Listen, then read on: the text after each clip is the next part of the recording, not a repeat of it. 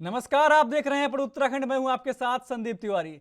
हरिद्वार में त्रिस्तरीय पंचायत चुनाव को लेकर राजनीति गरमाई हुई है। इसी दौरान हरिद्वार में बसपा को बड़ा झटका लगा है।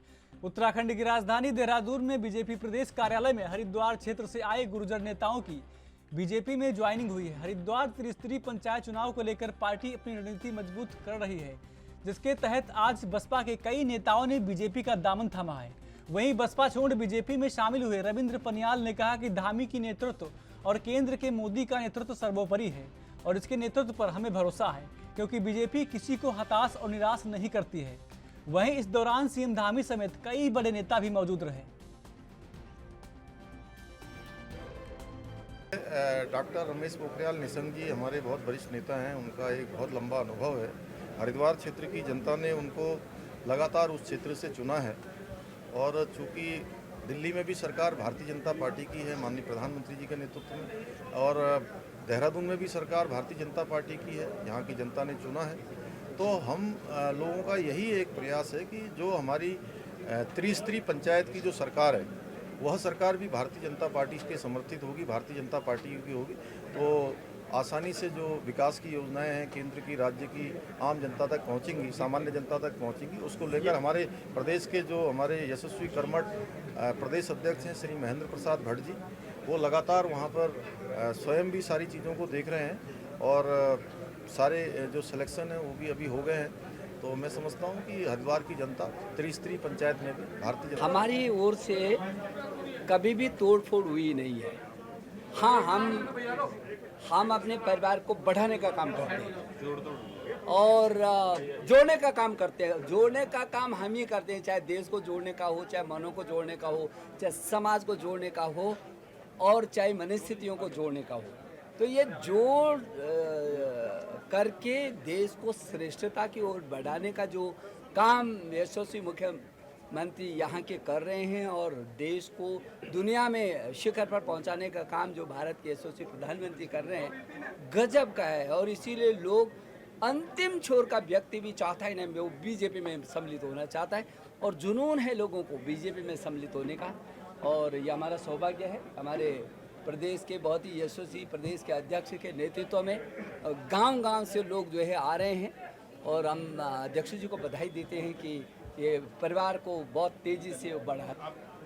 देखिए, कल हमारी अंतिम चरण की बैठक थी, उसके बाद हमने रात को 9:15 बजे अपनी जिला पंचायत के लगभग 43 सदस्यों को हमने घोषित किया। एक रिक्त है, आज हो सकता है उसको हम अगर उसमें हमारे पास सामंजस्य बन जाता है तो आज उस सीट को भी।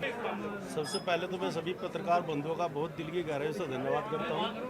और हम लोग भाजपा में तो पहले से थे, ये परिवार था, हम लोग चले गए थे कुछ कारणों की वजह से, और अब हमने ये चारों तरफ देख लिया है कि भारतीय जनता पार्टी में जो सम्मान है वो दूसरे दलों में, दूसरी पार्टियों में नहीं है। और आज भारतीय जनता पार्टी में जो हम राजनीतिक अपना जो समय लगाते हैं उसे लगाएंगे तो कहीं ना कहीं हमें नहीं तो अगली जनरेशन को लाभ होगा। तो हम लोग अपना समय भाजपा में देने का मन बना करके भारतीय जनता पार्टी की रीति और नीतियों में जो हैं उनसे हम पहले भी वाकिफ थे, तो उसी में अपना पार्टी में ज्वाइन करने का आज मन बना। देहरादून में बीजेपी नेता शादाब शम्स उत्तराखंड वक्फ बोर्ड के पहले अध्यक्ष बन गए हैं। बता दें कि उनका चुनाव निर्विरोध हुआ है। शादाब शम्स उत्तराखंड में बीजेपी की सक्रिय राजनीति में एक अहम चेहरा है। 2021 में बीजेपी राष्ट्रीय अल्पसंख्यक मोर्चा द्वारा उत्तराखंड के बीजेपी नेता शादाब शम्स को पश्चिम बंगाल का प्रभारी बनाया था। शम्स 15 सूत्री कार्यक्रम क्रियान्वयन समिति के उपाध्यक्ष भी रह चुके हैं। आपको बता दें कि गौरतलब हो कि वक्फ बोर्ड इस्लामिक इमारतों, संस्थान और जमीनों के सही रख रखाव के साथ ही इनके इस्तेमाल की आपको बता देखरेख करता है। इतना ही नहीं, वक्फ बोर्ड के न्यायिक व्यवस्था के तहत गठित कानूनी बोर्ड के वक्फ बोर्ड अपनी संपत्ति का अपने हिसाब से इस्तेमाल कर सकता है, लेकिन उसके लिए उसे वक्फ बोर्ड के सदस्यों की मंजूरी लेनी जरूरी होती है।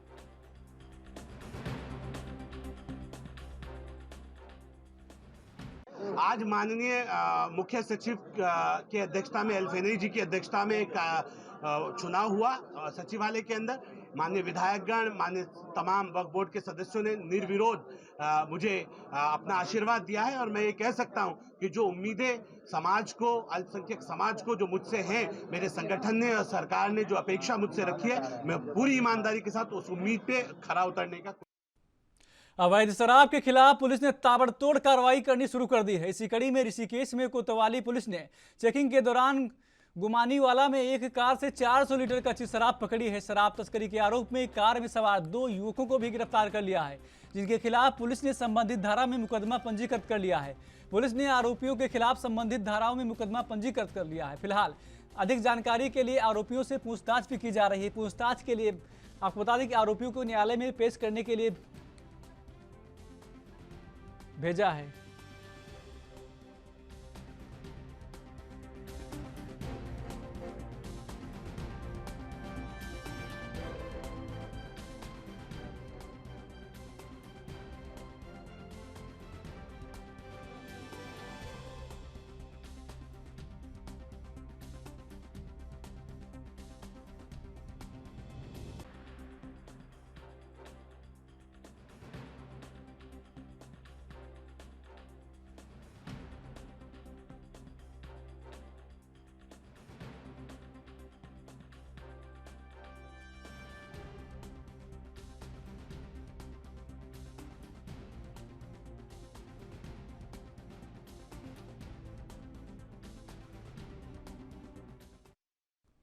वहीं उत्तराखंड में गदरपुर पुलिस एक्शन मोड पर है। इन दिनों गदरपुर पुलिस नशे के खिलाफ विशेष अभियान चलाकर आए दिन नशीले पदार्थ विक्रेताओं पर कड़ी नजर रखे हुए है।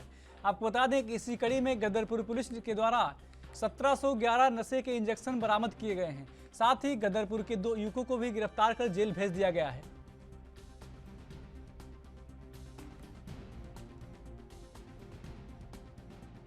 पुलिस के द्वारा नशे के विरुद्ध अभियान चलाया जा रहा है, और इसमें हमारा जो लगातार थाने स्तर से बहुत ही अच्छी कार्रवाई की जा रही है। जैसे विगत दिनों में इसमें और अन्य मामलों में हमने जो है कार्रवाई की है।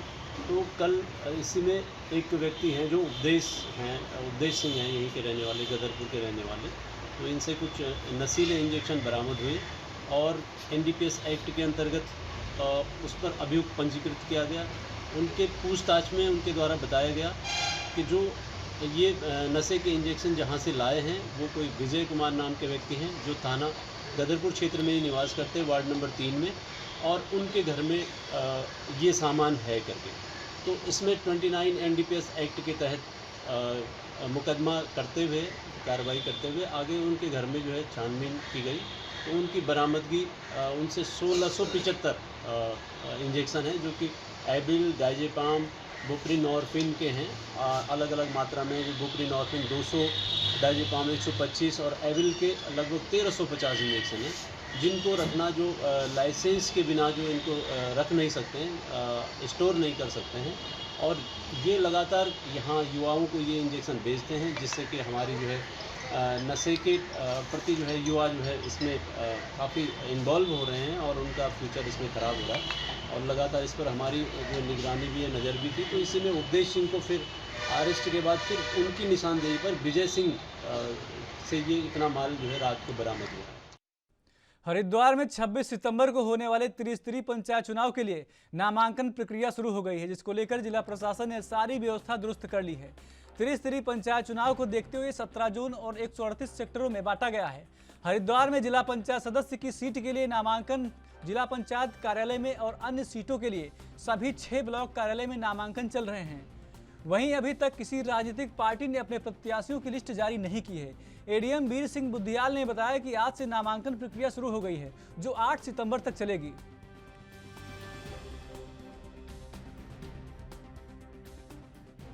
आज से नामांकन प्रक्रिया ये स्टार्ट हो गया, आप लोग देख रहे होंगे, और 8 तारीख तक चलेगा। और पुलिस और की पूरा व्यवस्था हर ब्लॉक में है, और जिला पंचायत जो मेंबर के उसके लिए जिला मुख्यालय पर किया जा रहा है। तो देखते हैं इसमें, और सेक्टर जोनल की भी हम लोग जो ड्यूटी लगाने की कार्रवाई हमारा आज फाइनल हो जाएगा। तो पूर्व की भांति 17 जोनल और 138 हमारा जो सेक्टर का है, 1-2 सेक्टर ऊपर नीचे कर सकते हैं। जो जोनल जिस हिसाब से ये नामांकन होंगे, जिस हिसाब से उम्मीदवार आएंगे, उसी हिसाब से भी सेक्टर जोनल का जो निर्धारण होना है बाद में भी किया जा सकता है। तो सुरक्षा व्यवस्था क्या तैयारी? सुरक्षा व्यवस्था बिल्कुल हर जगह पुलिस फोर्स हमारी लगी हुई है और यहाँ भी आप देख रहे होंगे बिल्कुल सुरक्षित स्थिति में हम लोग नामांकन की कार्य करवा रहे हैं। देखिए, जैसे कि आचार संहिता लगने के बाद ये 6 तारीख से 8 के बीच में नामांकन प्रक्रिया जारी है और इसमें प्रत्याशी अपने अपने समर्थकों के साथ आ रहे हैं। तो जिला पंचायत का जो ऑफिस है, इसमें हमारे द्वारा बैरिकेडिंग और जो पुलिस व्यवस्था की गई है, उसमें हमारे द्वारा 2 प्लाटून करीब पीएसी और अन्य थानों का पुलिस बल, जिसमें इंस्पेक्टर, सब इंस्पेक्टर, कांस्टेबल्स को रखा गया है। तो इन 3 दिनों में जो प्रक्रिया है, हम उसके हिसाब से उसमें कार्रवाई कर रहे हैं। मैंने 27 जिला बंगेड़ी महावतपुर से जिला पंचायत सदस्य के लिए पर्चा भरा है। मेरी सबसे पहली प्राथमिकता ये रहेगी कि जिस वार्ड से मैं लड़ रही हूँ, हमारा जो गांव है, वहाँ पर बिल्कुल भी कोई भी सुविधा नहीं है। मैं सबसे पहले वहाँ पर एक स्वास्थ्य केंद्र बनाना चाहती हूँ, क्योंकि मेरे जो गांव निवासी हैं उन्हें बहुत दूर जाना पड़ता है इलाज के लिए। अगर पास में एक छोटा सा स्वास्थ्य केंद्र होगा तो एटलीस्ट किसी को फर्स्ट ट्रीटमेंट तो मिल जाएगा, रुड़की जाने तक वो सेफ रह सकता है। फर्स्ट ट्रीटमेंट एकदम मिल जाए तो सही रहता है।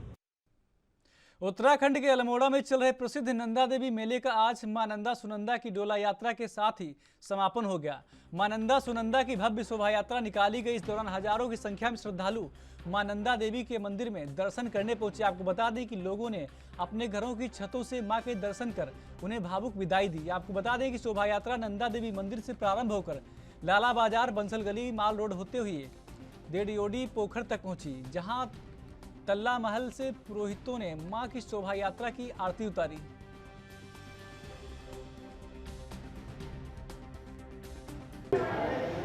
देखिए, उत्तराखंड की अधिष्ठात्री देवी मां नंदा और सुनंदा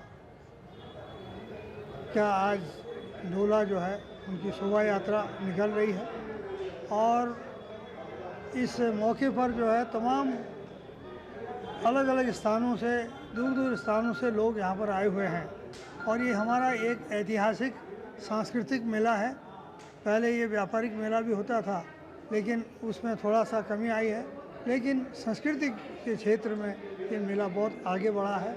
हमारी लोक कथाएँ, लोक गाथाएँ, हमारे बैर, चाचरी और झोड़े आदि जो है इसमें भरपूर मात्रा में लोगों के द्वारा गाए गए, जिससे ऐसा लगता है कि हमारी लोक विधा अभी जीवित है और बहुत ही भव्य तरीके से ये मेले का कार्यक्रम रहा है।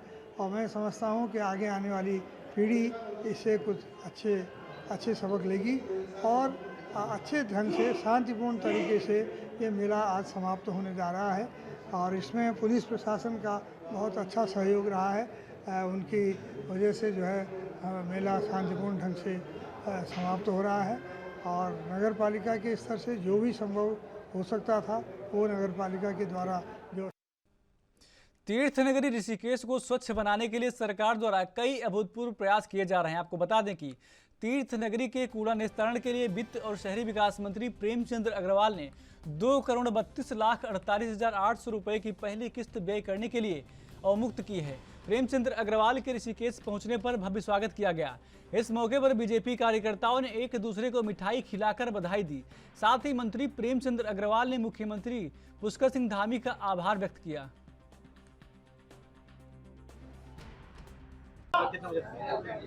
देखिए, जो हमारा यहाँ कूड़े का निस्तारण का जो बजट है वो 6,45,00,000 रुपए का, जिसकी किस्त के रूप में 2,32,48,800 रुपये आज मैंने उसके फाइल साइन किए हैं और माननीय मुख्यमंत्री जी का धन्यवाद कर रहा हूँ, जिनके आशीर्वाद से ये काम हुआ है।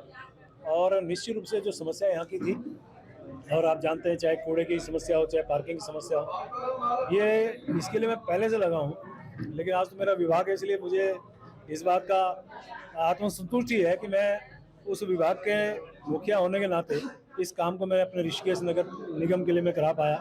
क्योंकि आप जानते हैं पूरे प्रदेश में इस प्रकार के काम मेरे द्वारा हो रहे हैं, तो मेरा ही विधानसभा क्षेत्र है, तो मुझे इसमें तो और विशेष फोकस करना था। ये आज पूरा हुआ और निश्चित रूप से आप जानते होंगे इसके पहले भी जिस प्रकार से मुनि की रेती, स्वर्गाश्रम और नगर निगम ऋषिकेश में 1600 करोड़ रुपए का काम अब होना है। सारा विकास की गति तो अब बहेगी, विकास की कहना चाहिए नदी बहेगी। एक सीवरेज का काम यहाँ होना ही होना है। पार्किंग की जो जानकारी आपको ही है, जिसका प्रस्ताव नगर निगम ने बहुत हुज्जत के बाद यहाँ पारित किया, अब उस पर भी हमारा प्रयास जारी है। कुल मिला के सभी काम अब होंगे और नगर निगम ऋषिकेश जो मेरा विधानसभा क्षेत्र भी है, प्राथमिकता मेरी रहती है हमेशा। और ऐसी स्थिति में जब कभी आवश्यकता पड़ती है, मेरे पार्षद लोगों ने जब मुझे बताया कि शायद यहाँ कुछ राजनीति हो रही है और इसमें, लेकिन मैंने उनसे कहा आश्वस्त रहिए, जैसी फाइल मेरे पास है कि मैं उसको तुरंत साइन करूँगा। तो आज वो फाइल साइन हुए, उस नाते मेरे तमाम पार्षदगणों ने, मेरे पार्टी के नेताओं ने, स्थानीय जनप्रतिनिधियों ने मेरा सम्मान किया। मैं उनका धन्यवाद कर रहा हूँ, हालांकि मेरा काम भी था। कुमाऊं मंडल के पर्वतीय क्षेत्रों में अब कानून व्यवस्था में बदलाव किया गया है। पर्वतीय क्षेत्रों में कानून व्यवस्था की जिम्मेदारी अब राजस्व पुलिस के बजाय सिविल पुलिस संभालेगी। डीआईजी ने कुमाऊं मंडल के 6 जिलों के 2 थाने और 21 चौकियां खोलने का प्रस्ताव सरकार को भेजा है। डीआईजी का कहना है कि पिछले लंबे समय से कई मामलों में देखा गया कि राजस्व पुलिस द्वारा सिविल पुलिस को गंभीर मामले के स्थानांतरण में होने वाली देरी की वजह से खुलासे में देरी होती है। लिहाजा नैनीताल समेत कुमाऊं मंडल के अन्य जिलों में राजस्व क्षेत्र में थाने और चौकियां खोलने का प्रस्ताव सरकार को भेजा गया है, जिससे कि पर्वतीय इलाकों में भी कानून व्यवस्था और मजबूत बनाई जा सके। नए 2 थाने बनाने के प्रस्ताव शासन को प्रेषित किए गए हैं। जो 2 थाने खनसू और धारी है, ये दोनों भी जो है ये नैनीताल ज़िले में है। इसके अलावा 21 चौकियाँ जो है बननी है, जिसमें से 5 चौकियाँ नैनीताल में है और 12 चौकी अल्मोड़ा ज़िले में है। 3 चौकियाँ पिथौरागढ़ में और एक चौकी चंपावत में। ऐसे 21 चौकियाँ जो है बनेगी।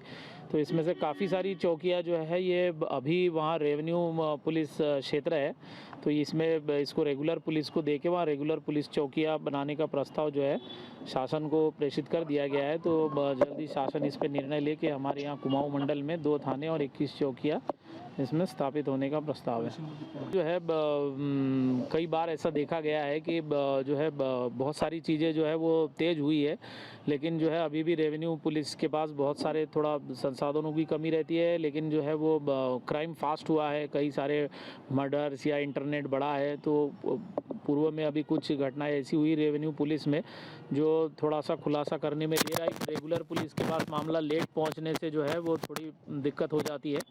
तो इसमें जो है निश्चित तौर पे ये रेवेन्यू पुलिस में अगर ये बनेगी तो इसमें शांति व्यवस्था, कानून व्यवस्था के लिए जो है आम जनता के हित में जो है ये फायदे। मुख्यमंत्री की विधानसभा के टनकपुर में प्रेस क्लब बनने का सपना साकार होने जा रहा है। दरअसल मुख्यमंत्री पुष्कर सिंह धामी ने स्थानीय प्रशासन को जमीन की तलाश पूरी कर प्रस्ताव भेजने के निर्देश दिए हैं।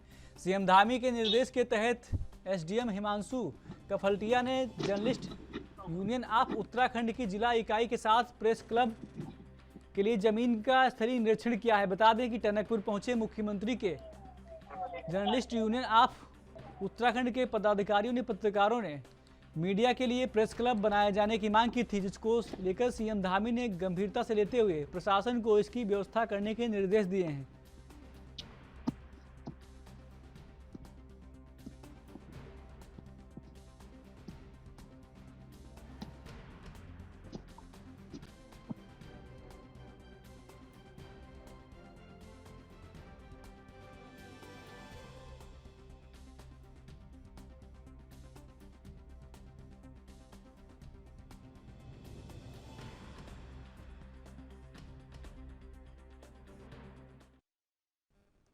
उत्तराखंड को साल 2025 तक नशा मुक्त बनाने का संकल्प उत्तराखंड के मुख्यमंत्री पुष्कर सिंह धामी ने लिया है। मुख्यमंत्री के संकल्प को पूरा करने के लिए राज्य की पुलिस ने भी नशे के खिलाफ अपने अभियान को तेज कर दिया है। पुलिस ने न नशा करूंगा न करने दूंगा की शपथ ली है। बता दें कि कोतवाली ऋषिकेश परिसर में सीओडीसी डोंडियाल ने एसएसपी के निर्देश पर सभी पुलिसकर्मियों को नशा न करने और दूसरों को नशा करने से रोकने की शपथ दिलाई। सीओ ने सभी पुलिसकर्मियों को चेतावनी भी दी है कि शपथ लेने के बाद कोई भी पुलिसकर्मी शपथ का उल्लंघन करता हुआ पाया गया तो संबंधित पुलिसकर्मी के खिलाफ कड़ी विभागीय कार्रवाई की जाएगी।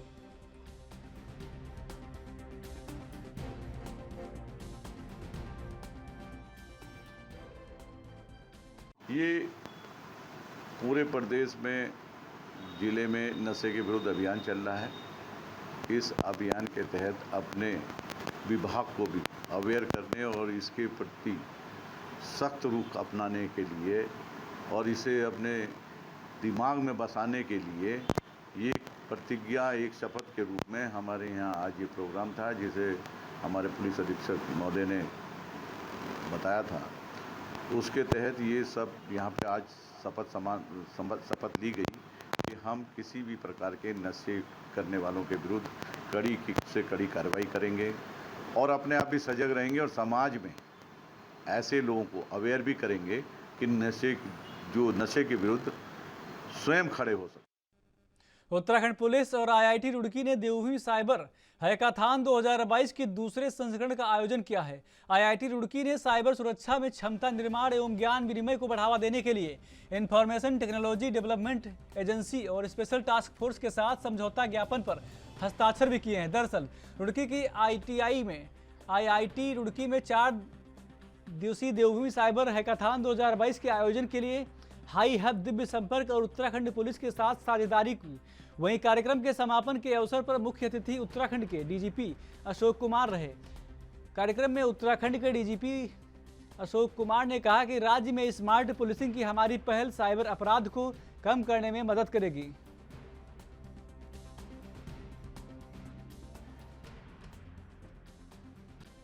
देखिए, देवभूमि साइबर हैकाथॉन उत्तराखंड पुलिस ने आयोजित कराई है 2022 की, आईआईटी रुड़की के साथ मिल करके आयोजित कराई है। और इसमें अभी आपने देखा बड़े प्राइजेज, 4 टीमों को प्राइजेज मिले हैं। जो टॉप मोस्ट प्राइज था 2.5 लाख रुपए था, मिनिमम 1 लाख रुपए था। और ये टीमें बेंगलोर से, कोयम्बटूर से, राउरकेला से दूर दूर से आई हैं। और सभी ओवरऑल तो 1500 पार्टिसिपेंट्स थे, 1500 टीमों ने भाग लिया प्रीलिम राउंड में। फिर शॉर्ट लिस्ट किए गए मेंस के लिए 90 लोग, और उसमें से फाइनली 4 टीमें विनर बनी हैं। कुल मिलाकर के साइबर सिक्योरिटी और साइबर क्राइम ऐसा फील्ड है जो एवर ग्रोइंग है, बहुत फास्ट इसमें डेवलपमेंट्स हो रहे हैं। क्रिमिनल्स को बीट करने के लिए हमें लगातार नई टेक्नोलॉजी की ज़रूरत है, और उसके लिए ये सब साइबर हैकाथॉन का आयोजन उन्हीं सब के काम आता है कि नए नए सॉल्यूशन निकल करके आते हैं, क्योंकि देश भर के बच्चों का दिमाग इसमें लगता है, जिससे वो नए नए आइडियाज़ के साथ नए नए सॉल्यूशन लेके आते हैं। आज हमने आईआईटी रुड़की के साथ मिल करके और आईटीडी उत्तराखंड के साथ मिल करके एक मेमोरेंडम अंडरस्टैंडिंग भी साइन किए हैं, MOU, जिसके थ्रू हम आगे से हमेशा आपस में कोलैबोरेट करेंगे नई टेक्नोलॉजिकल फील्ड्स में, जिससे कि हम क्रिमिनल से पार पा सकें। और इसमें जो साइबर मतलब जो इंटरनेट, जो फिज़िकल वर्ल्ड है, उसमें जो ऑनलाइन तरह के जो क्राइम होते हैं, उस क्राइम में तरह तरह की नई प्रॉब्लम्स हैं। और उन नई प्रॉब्लम्स में जो है, चाहे वो मैपिंग है, चाहे वीडियो प्रोसेसिंग है, चाहे डार्क नेट है, ये सारी चीज़ें जो हैं उन पे सॉल्यूशंस आए हैं और कुछ इनोवेटिव सॉल्यूशंस भी आए हैं। तो सर किस तरह से आगे इस ओर काम किया जा रहा है, और सर कि जिस तरह से साइबर क्राइम लगातार बढ़ता जा रहा है, उस पर किस तरह से निपटा जाएगा? नहीं, देखिए, टेक्नोलॉजी का यूज़ करना है, और जिस तरह से जो क्राइम करता है वो टेक्नोलॉजी का यूज़ करता है, उसी तरह से पुलिस को भी टेक्नोलॉजी का यूज़ करना है उसको पकड़ने के लिए। तो ये बीच में यही चीज़ है कि जो टेक्नोलॉजी का अच्छा यूज़ करेगा वो आगे रहेगा, और इसीलिए हम लोग चाहते हैं कि पुलिस ने प्रॉब्लम स्टेटमेंट्स बनाए थे, हमारे बच्चों ने, यूथ ने मिलके उसको जो है टीम बना के उसके सॉल्यूशंस दिए हैं। प्रथम कौन आया? वो तो लिस्ट आपको मिल जाएगी। हरिद्वार में होने वाले त्रिस्तरीय पंचायत चुनाव के लिए नामांकन प्रक्रिया शुरू हो गई है, जिसकी देखरेख और व्यवस्थाओं का जायजा लेने के लिए जिलाधिकारी और सीडीओ ने नामांकन स्थलों का निरीक्षण किया। बता दें कि यहां 26 सितंबर को मतदान होने हैं। चुनाव प्रक्रिया को लेकर जिला प्रशासन ने सारी व्यवस्था दुरुस्त कर ली है। त्रिस्तरीय पंचायत चुनाव को देखते हुए हरिद्वार को 17 जोन और 138 सेक्टरों में बांटा गया है। हरिद्वार में जिला पंचायत सदस्य की सीट के लिए नामांकन जिला पंचायत कार्यालय में और अन्य सीटों के लिए 6 ब्लॉक कार्यालय में कराए जा रहे हैं। है तो 6, 7, 8 सितंबर को जैसा कि आयोग की अधिसूचना में शेड्यूल बनाया गया है, 6, 7, 8 सितंबर को हम लोग यहाँ पे नॉमिनेशन फॉर्म रिसीव करेंगे, और नॉमिनेशन फॉर्म की अभी बिक्री भी यहाँ पे चल रही है। 8 तारीख को 3 बजे तक बिक्री भी चलती रहेगी। तो किसी को भी अगर नॉमिनेशन फॉर्म ख़रीदना है तो 8 तारीख को 3 बजे तक वो ख़रीद सकते हैं, और 8 तारीख को 5 बजे तक वो अपना यहाँ पे नामांकन पत्र यहाँ पे सबमिट कर सकते हैं। तो मेरे द्वारा सभी ब्लॉक्स का निरीक्षण किया जा रहा है, सब जगह देखा जा रहा है कि किस तरह की व्यवस्थाएं बनाई गई हैं। कल भी मेरे द्वारा सभी ब्लॉक्स का विज़िट किया गया, ये इंश्योर करने के लिए कि जो लोग हैं, जो भी अभ्यर्थी हैं, जो नॉमिनेशन फॉर्म यहाँ पे भर के अपना अपना नामांकन पत्र दाखिल करेंगे उनको यहाँ पे अच्छे से। हमारे सभी सीनियर ऑफिसर्स और इंक्लूडिंग माई सेल्फ, हम सभी लोग फील्ड में ही हैं और कल हमारे CDO साहब ने सभी 6 ब्लॉकों का खुद व्यक्तिगत रूप से निरीक्षण किया था और नामांकन की तैयारियों की एक समीक्षा की थी। बहादुराबाद ब्लॉक में जहां मैं मौजूद हूँ, यहाँ कार्य बहुत सुचारू रूप से चल रहा है और पर्याप्त व्यवस्था है पुलिस बल की भी, और हमारे सभी कर्मचारी मुस्तैद हैं। हमारा मुख्य उद्देश्य यही है कि 3 दिन नामांकन के हैं, इसमें जो भी प्रत्याशी चुनाव लड़ना चाह रहे हैं उनको किसी प्रकार की दिक्कत का सामना न करना पड़े और आप भली भांति विदित हैं कि इसके बाद अगले 3 दिन इसमें स्क्रूटनी के लिए रखे गए हैं। तो कुल मिलाकर जो मैंडेट है हम लोगों का, जो निर्वाचन आयोग की मंशा है कि चुनाव स्वतंत्र, निष्पक्ष और शांतिपूर्ण ढंग से संपन्न हो।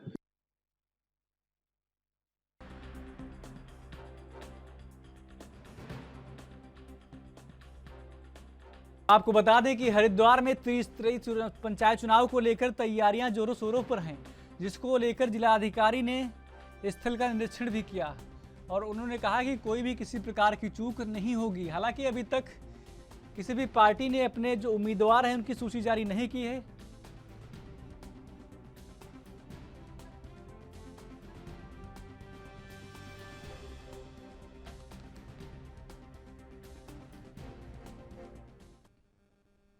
उत्तराखंड के CM पुष्कर सिंह धामी मीडिया से मुखातिब हुए।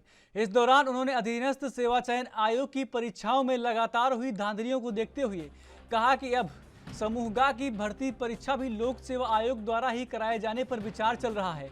CM धामी ने कहा कि यह हमारे राज्य के लिए बहुत ही गंभीर विषय है और हमारे प्रदेश के सभी नौजवानों के रोजगार से जुड़ा मामला है। अधीनस्थ सेवा चयन आयोग की भर्तियों में जहां भी गड़बड़ी की शिकायत प्राप्त हो रही है, वहां हमने सख्त जांच के आदेश दिए हैं।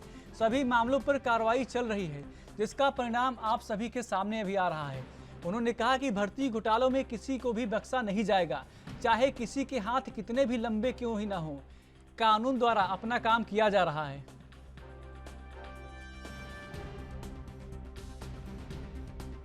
हमारे यहाँ पर अभी 12,000 और 7,000 पद इस समय बिल्कुल उनको अधीनस्थ सेवा चयन आयोग से होना था, लेकिन इन स्थितियों के कारण से वहाँ पर विलम्ब हो सकता है, भर्तियों में कोई देरी हो सकती है। इसलिए हम लोगों ने ये निर्णय लिया है कि हम एक प्रस्ताव लेकर अपने मंत्रिमंडल में ला रहे हैं। जो भी आयताएँ अधीनस्थ सेवा चयन आयोग में होती हैं, उन्हीं आयतों को रखने कितना जो मार रखा, फुल मार रखा है। सेवा आयोग संस्था है, उससे पाएंगे। उसके पीछे हेतु हमारा ये है कि हमारे जो भाई बहन हैं, हमारे बेटे बेटियाँ हैं, हमारे जो परीक्षार्थी हैं, तो उससे भाग लेना है, उनकी परीक्षाओं में कोई विलम्ब न हो और जो उम्मीदवार प्राथमिक क्लास में आशा लगाए हुए हैं, उनकी आशा निराशा में न कर, इसलिए हमने पूरा एक प्रावधान किया हुआ है जल्दी से जल्दी। उत्तराखंड के इस खास बुलेटिन में मेरे साथ इतना ही। बाकी देश प्रदेश की तमाम खबरों के लिए देखते रहिए ANV न्यूज़। नमस्कार।